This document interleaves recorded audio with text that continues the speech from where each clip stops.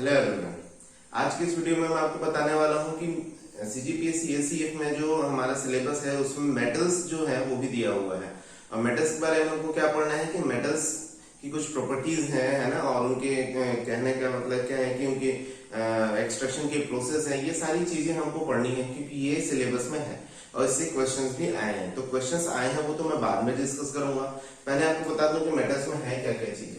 तो ये देखेंगे जो मेटल्स हैं जो एक्चुअली एसईएफ के सिलेबस में है वो है पोजीशन इन पीरियोडिक टेबल। तो सबसे पहले हम देखेंगे कि मेटल जो है पीरियोडिक टेबल में किन पोजीशंस में होते हैं, उनका कौन सा ग्रुप होता है, कौन सा पीरियड होता है, उसके अकॉर्डिंग हम उनको क्लासिफाई करेंगे। उसके बाद आती है जनरल प्रॉपर्टीज की। जनरल प्रॉपर्टीज मतलब इलेक्ट्रॉनिक कॉन्फ़िगरेशन कैसा होगा, एटॉमिक साइज कैसी होगी, ऑक्सीडेशन नंबर क्या होता है, मैग्नेटिक इनका क्या होगा प्रॉपर्टीज, है ना। फिर मिनरल्स एंड ओर्स है। मिनरल्स एंड ओर्स जिनसे इनको निकाला जाएगा वो प्रोसेस होती है मेटलर्जी, जिसको मेटलर्जिकल प्रोसेस भी बोलते हैं। और उसके बाद है अलॉय। तो ये पूरा जो चैप्टर है वो एक वीडियो में पॉसिबल नहीं है, इसलिए ये वाला जो है, ये जो शुरू के दो पोर्शन है, इसको मैं मेटल्स के पार्ट 1 में अपलोड करता हूँ और बाकी के जो दो है ये पार्ट 2 में आएगा। ठीक है, तो पार्ट 1 में हम इन दो के बारे में बात करेंगे और पार्ट 2 में हम इन तीन टॉपिक्स के बारे में बात करेंगे। तो सबसे पहले हम बात करते हैं पोजीशंस की। तो पोजीशंस इन पीरियोडिक टेबल, जैसे कि आपको पीरियोडिक टेबल में मालूम है कि टोटल 18 ग्रुप्स होते हैं। 18 ग्रुप्स में से ये मेटल्स जो है वो किन ग्रुप्स में आते हैं इनकी हम बात करेंगे। तो अगर हम मेटल्स की बात करें तो देखिए सबसे पहले क्या होगा, आपको पता है कि एस ब्लॉक है, पी ब्लॉक है और डी ब्लॉक है। डी ब्लॉक क्या चीज है कि यहाँ पे लास्ट की इलेक्ट्रॉन जो होते हैं वो डी ऑर्बिटल्स में आते हैं, that is called D block. तो हम लोग बात करेंगे डी ब्लॉक की, तो ये डी ब्लॉक के एलिमेंट्स कहलाते हैं। तो अगर हम इधर बात करें फर्स्ट ग्रुप की, तो ग्रुप नंबर 1, ग्रुप नंबर 2 ये दोनों किस में आ जाते हैं, एस ब्लॉक में, जो हम पढ़ चुके हैं।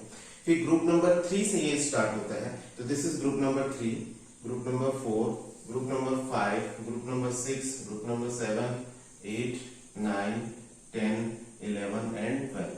और ग्रुप नंबर 13, 14, 15, 16 ये जो है आ जाते हैं किसमें, पी ब्लॉक्स में।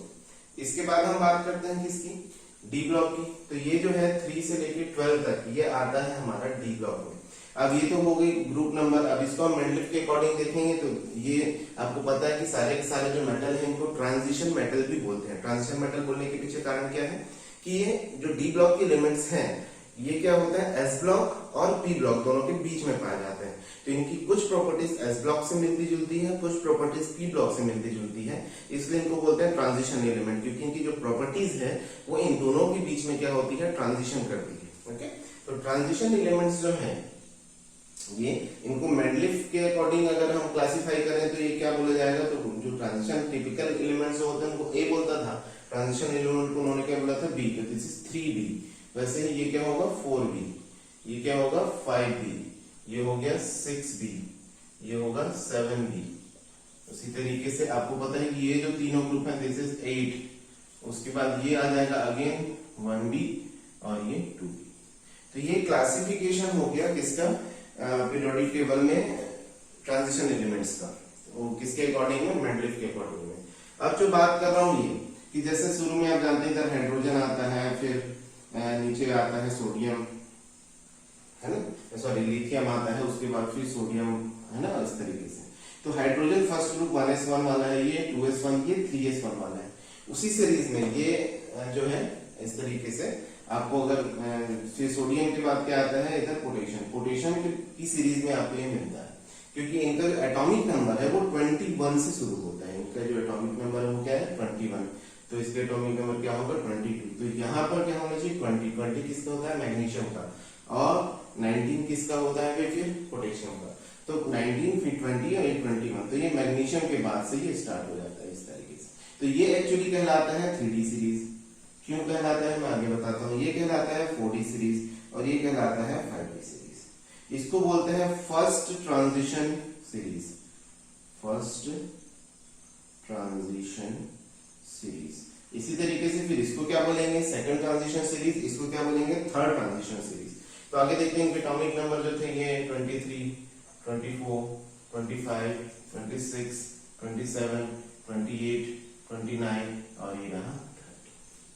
ठीक है, तो ये रहा डी ब्लॉक के जो एलिमेंट्स हैं इनका पोजीशन इन पीरियोडिक टेबल। अब इस पोजीशन के साथ साथ मैं ये भी बता दूं कौन कौन से एलिमेंट आप तो जानते ही हैं, scandium, titanium, magnesium, chromium, manganese, iron, cobalt, nickel, copper, zinc. ठीक है, उसी तरीके से वैसे ये नाम सबको याद रहता है, इस सीरीज की बात कर रहा हूँ। नीचे वाली सीरीज को अगर याद करना है तो यार जरा नंबर मिला तो राजू रहमान प्रसाद चांदी वाले का। फिर से कह रहा हूँ, यार जरा नंबर मिला तो राजू रहमान प्रसाद चांदी वाले का। तो यार में ये आ गया इट्रियम, जिरकोनियम, नियोबियम है ना, molybdenum, technetium, rubidium, rubidium, rhodium, और ये आपका आ गया पैलेडियम, सिल्वर एंड कैडमियम। ठीक इसी तरीके से ये लैंथेनाइट वाले में आ जाएगा। तो इसका नाम क्या है, ला हफ्ता वरना रे, उधर इधर से पिटाई और होगी। यस, तो ये हो गया ला हफ्ता वरना रे, उधर उधर से पिटाई और होगी। तो ये क्या हो गया, ये this is the 5D series. ये बात थी 4D सीरीज की, 3D सीरीज आप बस इतने एलिमेंट्स आप याद करके रखो। फिर इनकी जो प्रॉपर्टीज हैं वो लगभग एक जैसी हैं, तो उनको कैसे करना है वो मैं आपको बता रहा हूँ। ठीक है, तो ये तो हो गया position in periodic table. Position के बाद हम लोग किसकी बात करते हैं, है ना, तो पोजीशन के बाद हम लोग बात करते हैं इलेक्ट्रॉनिक कॉन्फ़िगरेशन की। इलेक्ट्रॉनिक कॉन्फ़िगरेशन, तो एक्चुअली इनका जो इलेक्ट्रॉनिक कॉन्फ़िगरेशन है लिखा कैसे जाता है और लिखने का तरीका क्या है, ये मैं आपको बता दूं। बहुत सिंपल है, एक छोटा सा कॉन्सेप्ट है। इस कॉन्सेप्ट को आप समझ लोगे तो आपको पता चल जाएगा इनका इलेक्ट्रॉनिक कॉन्फ़िगरेशन किस तरीके से लिखना है। पहली बात तो ये कि इनसे पहले कोई ना कोई नोबल गैस जरूर आता है। जैसे कि अगर मैं बात करूं स्कैंडियम का 21 है, स्कैंडियम से पहले मैग्नीशियम, मैग्नीशियम से पहले कौन आता है, पोटेशियम, और पोटेशियम से पहले आता है आर्गन। आर्गन का एटॉमिक नंबर जो होता है वो होता है 18, और उनका जो शेल होता है वो फुलफिल्ड होता है। वैसे तो इलेक्ट्रॉनिक कॉन्फ़िगरेशन स्टार्टिंग से लिखा जाता है 1s2 2s2 2p2, लेकिन क्योंकि इनके सामने इनके पहले कोई नोबल गैस है जिनका एक फिक्स्ड एटॉमिक नंबर है और उनका बैलेंस शेल जो है फुलफिल्ड है, तो उनको पहले लिख दिया जाता है। मतलब इनका अगर मैं कॉमन तरीका बताऊं तो यहाँ लिखा जाता है नोबल गैस, फिर जो भी इनका एटॉमिक नंबर होगा, और उसके बाद लिखा जाता है NS 1 से लेके 2 तक। 0 भी होता है केवल एक का, पैलेडियम का है ना, ये मैं प्रॉब्लम वो सर्कल कर देना, पैलेडियम का S0 में आता है, और N-1 D में लेके 1 से लेके 10 तक।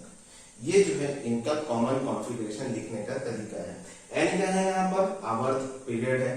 तो ये जो पीरियड है ये कौन से पीरियड में आता है, 4th पीरियड में आता है, क्योंकि फर्स्ट में हाइड्रोजन है, सेकंड में लिथियम, थर्ड में सोडियम, 4th में कौन आता है, पोटेशियम। तो अगर मैं इनकी बात करूं 3D सीरीज की, तो 3D सीरीज का हम कैसे लिखेंगे, n की जगह 4s1, मतलब अगर मैं बात करूं 3D सीरीज का तो इनका क्या लिखेंगे 4s1 से लेके 2 तक, और n-1, 4-1 मतलब क्या हो गया 3, तो ये हो जाएगा 3d 1 से लेके 10 तक। ये कहलाता है 3D सीरीज। 3D सीरीज क्यों, क्योंकि इनके जो लास्ट इलेक्ट्रॉन है वो 3D में भरे जाते हैं। ठीक है, तो ये हो गया 3D सीरीज। वैसे ये 4D सीरीज, और ये वाला क्या कहलाता है 5D सीरीज। लिखने का तरीका ये। अब ये सोचना है इनके कॉन्फ़िगरेशंस में कौन सा नोबल गैस आएगा, तो इनके कॉन्फ़िगरेशंस में कौन आएगा, आर्गन। तो सपोज मुझे स्कैंडियम का लिखना है, ठीक है, मुझे किसका लिखना है, स्कैंडियम का। तो स्कैंडियम का किस तरीके से लिखेंगे, देखिए मैं लिखूंगा स्कैंडियम का Ar, फिर क्या होगा N, तो ये हो जाएगा 4s2, ठीक है, और 3d क्या हो जाएगा ये 1। तो अब आप देखिए ये जो कॉन्फ़िगरेशन आपको दिख रहा है ऐसा लिखा जाता है कॉन्फ़िगरेशन। तो टाइटेनियम का क्या हो जाएगा Ar 4s2 3d2, वैसे इसका हो जाएगा Ar 4s2 3d3। इलेक्ट्रॉन भरते जा रहे हैं d ऑर्बिटल्स में, तो ये कहलाता है इलेक्ट्रॉनिक कॉन्फ़िगरेशन। अब इनमें कुछ वेरिएशंस भी हैं, इलेक्ट्रॉनिक कॉन्फ़िगरेशन में कुछ एक्सेप्शंस भी हैं, तो वो भी हमको देखना है कि क्या एक्सेप्शन है और उसको किस तरीके से हमको शॉर्ट आउट करना है। तो बहुत सिंपल है, मैं आपको पहले बता दूं कि जब भी आप इलेक्ट्रॉनिक कॉन्फ़िगरेशन लिखेंगे, ट्रिक है, ध्यान से देखिए, तो आपको उनका एटॉमिक नंबर पता होगा, आप उसका कॉन्फ़िगरेशन लिख सकते हैं। फॉर एग्जांपल ये तो मैंने एक का बता दिया 2 1, तो 2 जो है वो s ऑर्बिटल में जाएगा, 1 जो है d ऑर्बिटल में जाएगा। तो इसका क्या हो जाएगा, इसका हो जाएगा s2 d2, यस 2 3, इसका क्या होगा s2 d3। इसका क्या होना चाहिए, तो ये फिर से वही s2 d4 होना चाहिए, but there is an exception. Exception क्या होता है कि d में जो है आप देखेंगे d ऑर्बिटल जो होता है वो इस तरीके से 1 2 3 4 5 है ना, 5 ऑर्बिटल्स होते हैं डी में। तो डिजेनरेसी अगर देखें तो ये 5 है, तो अगर सभी में एक एक इलेक्ट्रॉन होगा तो ये ज्यादा स्टेबल होगा। कहते हैं half filled and full filled are more stable than incompletely filled orbitals. इस वजह से ये जो है S2D4 ना होके ये जो हो जाता है, मैं इसको अलग कलर से लिख देता हूं, ये हो जाता है S1D5। ये एक एक्सेप्शन केस है, ठीक है। इसी तरीके से अब फिर से कंटिन्यू करते हैं वही S2D5, S2D6, S2D7, S2D8 और यहां पर फिर से D9 आ रहा है, तो D9 की बजाय D10 जो है ज्यादा स्टेबल होगा, इसलिए इसको लिखेंगे S1D10 और ये फिर से आ जाएगा S3 तो नहीं लिख सकते क्योंकि S में 2 ही इलेक्ट्रॉन जाएंगे, तो S2D10। ये तरीका है इलेक्ट्रॉनिक कॉन्फ़िगरेशन लिखने का, ठीक है। तो ये तो हमने 3D सीरीज का लिख दिया। तो इसमें 2 एक्सेप्शन हमको मिला, एक क्रोमियम का और एक किसका मिला, कॉपर का। अब बाकी का क्या, तो बाकी के इलेक्ट्रॉनिक कॉन्फ़िगरेशन लिखने के लिए भी मैं आपको शॉर्ट वे बता रहा हूँ, शॉर्ट तरीका बता रहा हूँ कि आपको कैसे करना है। तो आपको क्या करना है,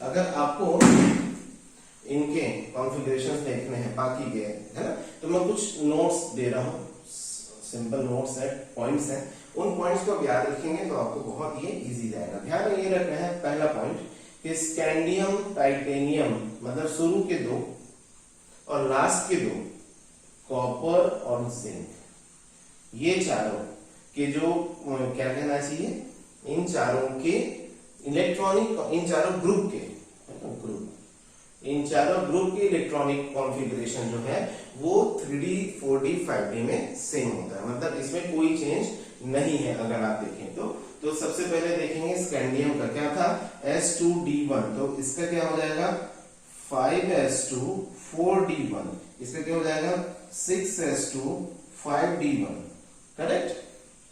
तो इन तीनों का सेम है, क्योंकि मैंने कहा एक पॉइंट याद दिलाने के लिए कि नोट्स याद रखना, स्कैंडियम टाइटेनियम कॉपर और जिंक, शुरू के 2 और आखिरी के 2, इनके जो होते हैं क्या बोलना चाहिए, वो सेम होते हैं। ये एक पॉइंट है। तो इसका मतलब क्या हुआ, इसका हुआ S2D1, इसका भी हुआ S2D1, इसका भी S2D1, इसका क्या होगा S2D2, इसका भी क्या होगा S2D2। अब आप बोलेंगे सर सेम लिखिए, सेम ही है। ये S2D2 कौन सा वाला है 4S3D, ये S2D2 कौन सा है 5S4D और ये S2D2 कौन सा 6S5D। इनके सेम हो गए, अब इनके सेम हो गए, तो इनके भी सेम कर दीजिए, ये हो जाएगा S2D10 S2D10, ठीक है। ये वाला हो जाएगा S1D10 और ये हो गया S1D10। तो ये 2 बात हो गई कॉन्फ़िगरेशन की, शुरू के 2 और आखिरी के 2 ग्रुप्स की। बचे ये ग्रुप्स। अब इस ग्रुप में एक और पॉइंट याद रखना है कि जो निकेल का ग्रुप है उसमें पूरा का पूरा क्या होता है, डिफरेंट होता है, सभी डिफरेंट होता है। तो जैसे आप निकल का देखेंगे, ये एक्सेप्शन है वाला जो ग्रुप है, क्योंकि ये ग्रुप जो है इनके अपने क्या कहना चाहिए, उनको फॉलो नहीं करता है किसी को भी। जैसे ये S2D10 है, इनका होता है S2D8 है, इसका होता है S0D10। वहीं प्लेटिनम को होता है S1D9, क्योंकि टोटल तो 10 इलेक्ट्रॉन है इनके पास। देखिए S2D8 है निकल का, ये एक्सेप्शनल केसेस है और इनके, ये मैं केवल केस बता रहा हूँ, इनके एक्सप्लेनेशन भी है। और ये सारी चीजों का अगर मैं एक्सप्लेनेशन बताऊंगा तो ये सिलेबस में नहीं है, इसकी जरूरत नहीं है। तो मैं सिर्फ बता रहा हूँ कि निकेल पैलेडियम प्लेटिनम का ये एक्सेप्शन है, इनके इलेक्ट्रॉनिक कॉन्फ़िगरेशन तीनों के एक दूसरे से अलग है, जबकि वो सेम ग्रुप में है तो उनके कॉन्फ़िगरेशन सेम होने चाहिए। यस, तो S2D8 S0D10 और ये होता है S1, ये सब स्टेबिलिटी के लिए ही है। अब बच गए कुछ ये ग्रुप्स। इन ग्रुप्स की खासियत ये है, NB से लेके RS तक, इसका तो हम लिख चुके हैं, सभी में S1 होता है, सभी के S ऑर्बिटल में एक इलेक्ट्रॉन होता है। तो D में कितना होगा, ऑब्वियसली टोटल इलेक्ट्रॉन तो इसमें कितने हैं 5 है, इसमें 6 7 8 9 एक ही तो पड़ता है, इसमें 5 है टोटल, तो ये हो जाएगा S1D4, ठीक है। ये क्या हो जाएगा S1D5, ये तो इसी के जैसा है सेम, S1D6 S1D7 S1D8। अब आप देखिए इनके कॉन्फ़िगरेशन इनसे अलग है, इनके ऊपर वालों से, है ना। तो जब इनके कॉन्फ़िगरेशन इनसे अलग है तो इसलिए हमने इनको अलग से लिखा। तो ये भी जो है थोड़े से अलग ट्रेंड करते हैं। जो जो अलग ट्रेंड करते हैं मैंने उनको इस तरीके से बॉक्सेस या राउंड किया हुआ है। अब इधर बात हो गई इनका कॉन्फ़िगरेशन। तो एक और पॉइंट है, तीसरा पॉइंट ये कि जो लास्ट वाली है जो 5D सीरीज है ये किसको फॉलो करती है? 3D सीरीज को। 5D series follows 3D series.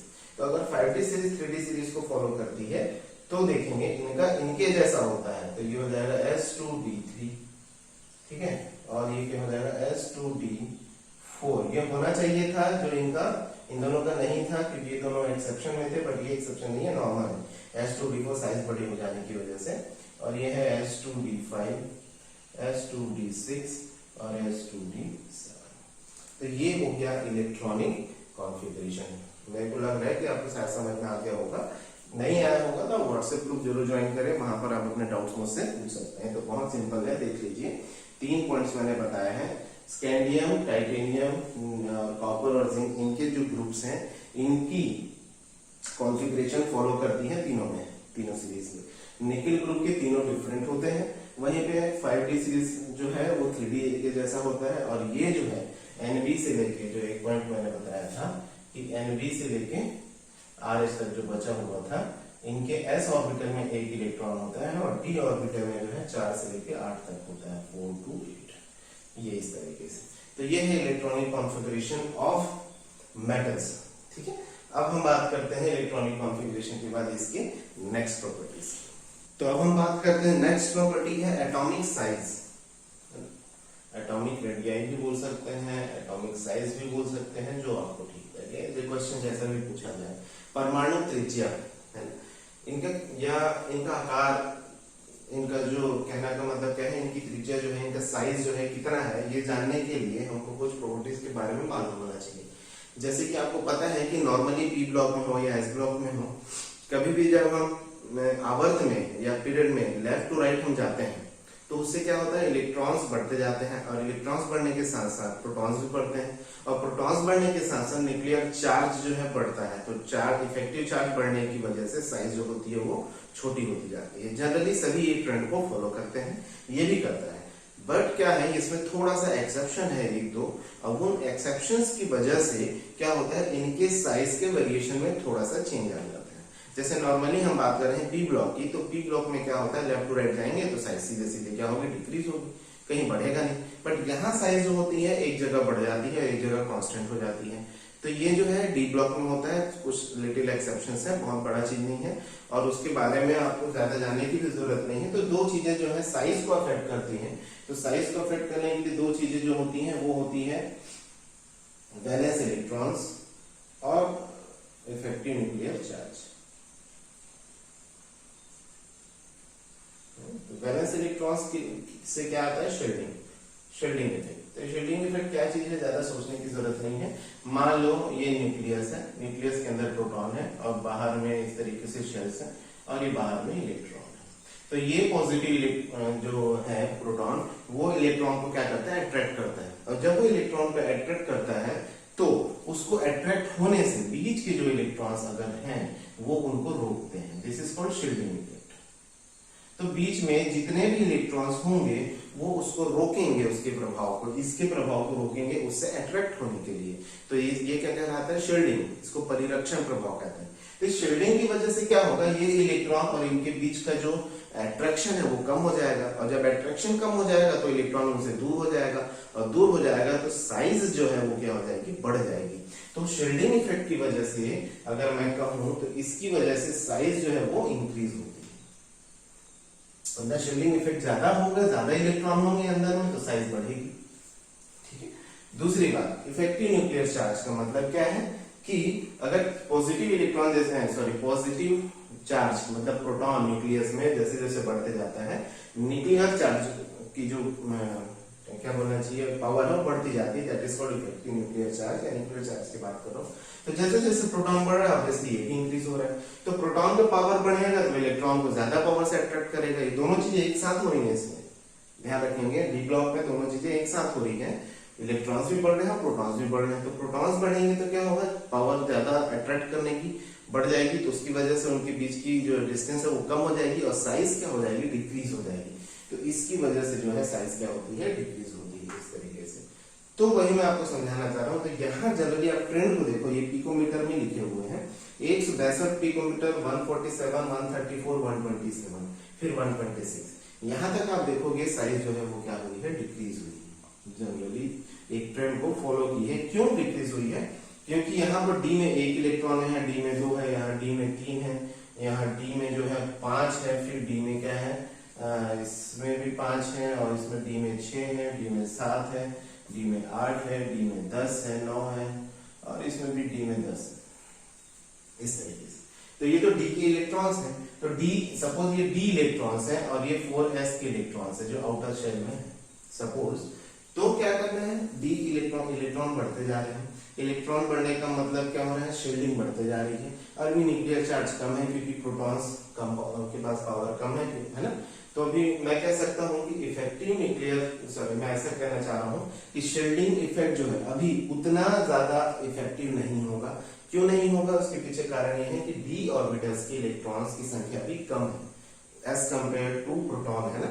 तो प्रोटॉन की बात करें तो इफेक्टिव न्यूक्लियर चार्ज यहाँ बहुत ज्यादा है, तो यहाँ पर जनरली डिक्रीज होता है। अब इधर क्या हो गया, इलेक्ट्रॉन्स बढ़ते जा रहे हैं। इलेक्ट्रॉन्स बढ़ने की वजह से अब शील्डिंग बढ़ता जाएगा, और शील्डिंग बढ़ने की वजह से ये इलेक्ट्रॉन की दूरी जो है क्या होने वाली है, कम होने वाली है। इस वजह से यहाँ पर जो साइज है, दोनों इफेक्ट काम करते हैं। यहाँ पर डिक्रीज भी होगा और इंक्रीज भी होगा इन दोनों प्रॉपर्टीज की वजह से। तो डिक्रीज इंक्रीज होने के चक्कर में इनका आप देखोगे डिक्रीज तो हुआ है, बट ये जो है ऑलमोस्ट सेम हो जाता है, एक कांस्टेंट हो जाता है।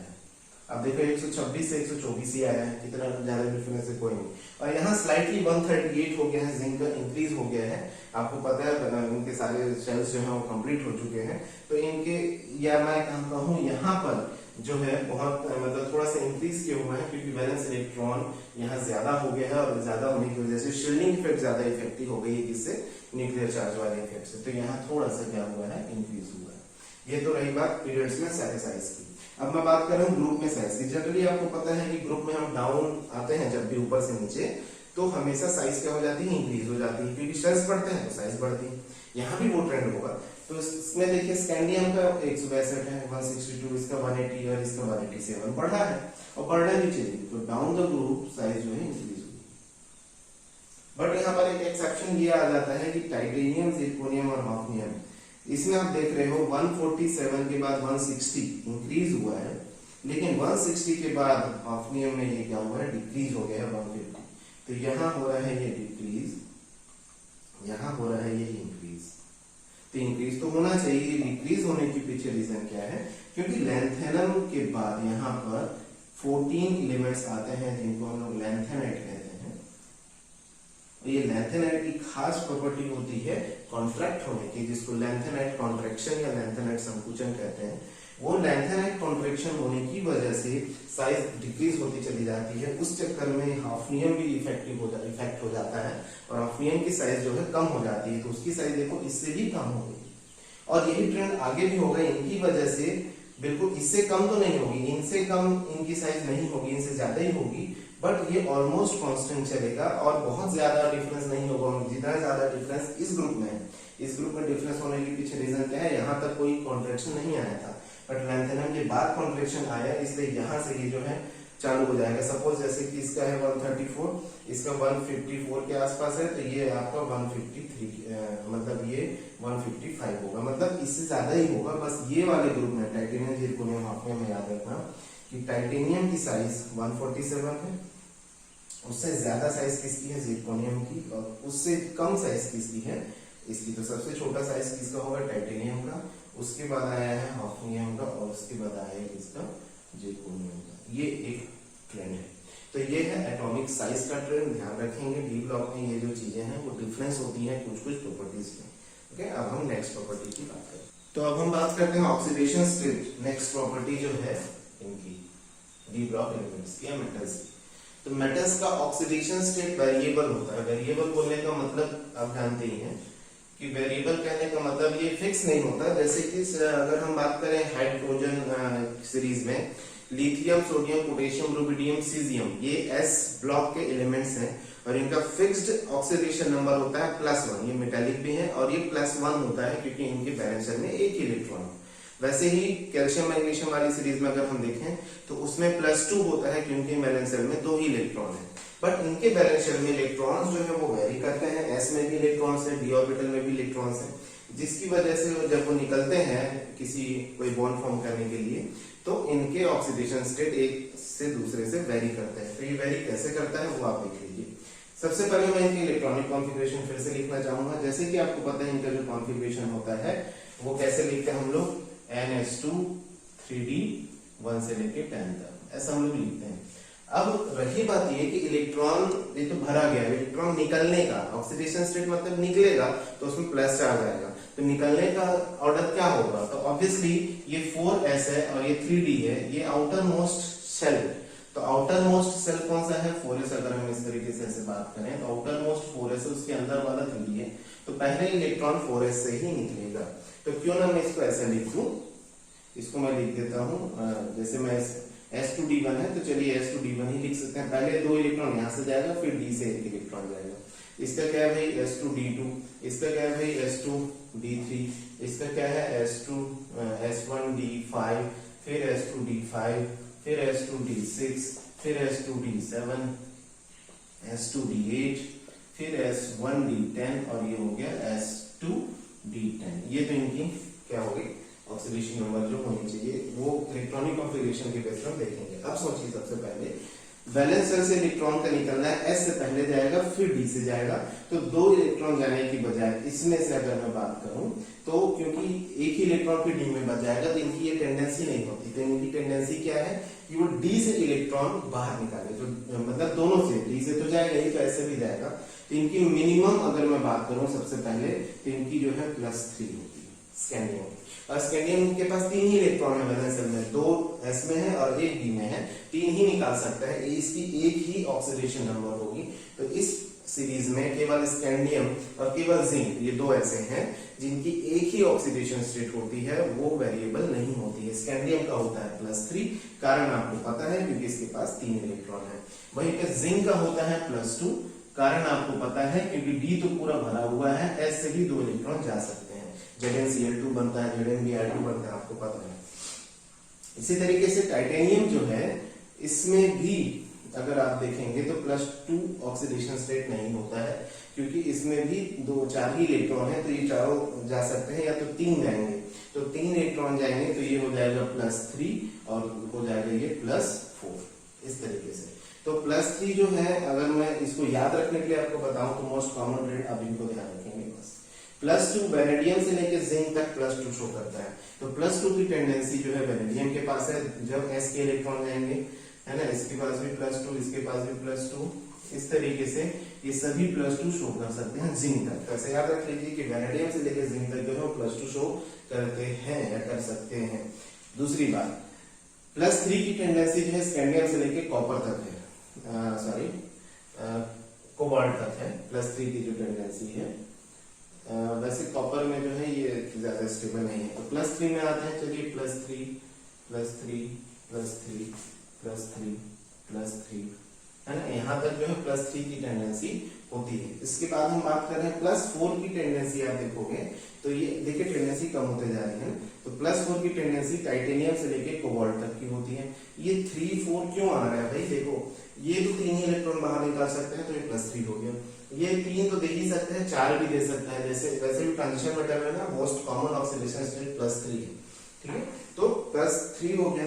+4 क्यों, क्योंकि चारों इलेक्ट्रॉन बाहर निकल सकते हैं बॉन्डिंग करने के लिए, है ना। इसी तरीके से यहाँ भी +3 और +4 तो होगा ही क्योंकि 4 निकल सकते हैं, लेकिन इसमें +4 जो है बहुत रेयर होता है, बहुत ज्यादा नहीं पाया जाता, लेकिन +5 जो है वो पाया जाएगा। और +5 जो है ये स्टेबल है, इसमें +4 जो है वेरी स्टेबल है, इसमें +3 वेरी स्टेबल है, इसको मैं सर्कल कर दूं तो वेरी स्टेबल +3 हो गया, +4 हो गया, +5 हो गया। +5 क्यों, क्योंकि 5 जा सकते हैं, इसमें से टोटल कितने जा सकते हैं 6, तो ये +4 शो करेगा, +5 शो करेगा, +6 और सबसे ज्यादा स्टेबल +6 और +3 है। +3 तो इनका भी है, इनका नहीं, अगर मैं देखूं तो ये सभी भी स्टेबल है। +3 जो +6 और +3 क्रोमियम का सबसे ज्यादा होता है। मैग्नीज में क्या होगा, +4 भी हो सकता है, +5 भी, +6 भी और +7 भी। और +7 भी इसका स्टेबल है, +3 तो है। +7 क्यों, क्योंकि इसके पास 7 इलेक्ट्रॉन है। अब ये टेंडेंसी आगे जाके घट जाती है। आगे का अगर आप देखोगे तो +4 आप देखो टाइटेनियम से केवल कोबाल्ट तक था, तो +4 ये भी शो कर सकता है, ये भी। लेकिन आपने आयरन का कभी +4 ऑक्सीडेशन स्टेट वाला कोई कंपाउंड बहुत कम सुना होगा, या तो सुना ही नहीं होगा अभी तक आपने। तो अगर हम बात करें तो आयरन की जो मेन ऑक्सीडेशन स्टेट है, एक होती है +2 और एक होती है +3, ये रियर है ना। वैसे ही कोबाल्ट की भी +4 जो है COCl4 में हम देखते ही हैं, लेकिन वैसे भी ये रियर है ना। तो अगर हम देखें तो ये इनकी स्टेबल ऑक्सीडेशन स्टेट्स कौन सी है, +3 वाली है और +2 भी है। निकल में तो आप अगर आप देखेंगे तो +2, फिर कॉपर भी, कॉपर जो है +2 के अलावा +1 भी शो कर सकता है, इस गैस में 1 इलेक्ट्रॉन है। और डीमेटल वैसे क्रोमियम भी +1 शो कर सकता है, बट वो लेस स्टेबल होता है ना। लेकिन कॉपर की साइज छोटी होने की वजह से वो +1 भी शो कर सकता है। ओके, और जिंक का क्या होता है, +2। तो ये है ऑर्डर। इस तरीके से हम ऑक्सीडेशन स्टेट फाइंड कर सकते हैं किसका, ट्रांजिशन मेटल्स का। तो इसमें ज्यादा स्टेबल ऑक्सीडेशन स्टेट्स को मैंने सर्कल भी किया हुआ है इस तरीके से। तो आप देख लीजिए, यही इस तरीके से आपको पढ़ना है और इस तरीके से आपको याद रखना है कुछ पॉइंट्स जो मैंने यहाँ लिखे हुए। तो ऑक्सीडेशन स्टेट आपको पता होगा तो उसके बेस पे आप काफी चीजें कर सकते हैं। Thank you.